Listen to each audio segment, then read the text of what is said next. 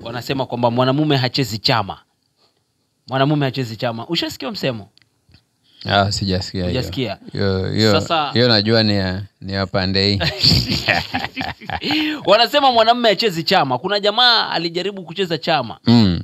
Kacheza alafu akakopa loni kubwa.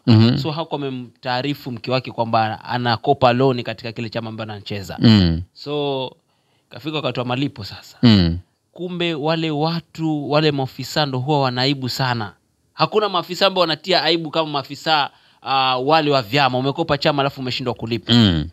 Kuja wiki ya kwanza bibi akaonekana yeye hapo nyumbani. Yeye akasema bwana nitalipa, akampa wakakadiria siku fulani atalipa.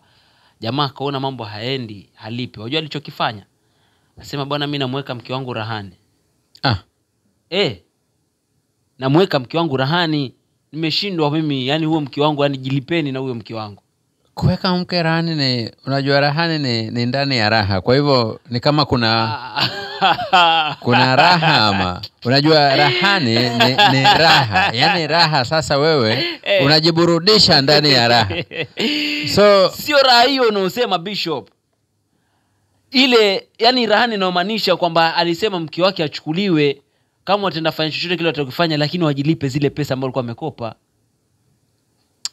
Utaenda nunua bibi ya mtu wewe. Kwa hivyo mume asicheze chama. Mume acheze chama. Utamweka mke wako rahani bure. Lakini wewe uko chamani. Mimi uko chamani ile chama yenu na kina nani? Uzuri tuna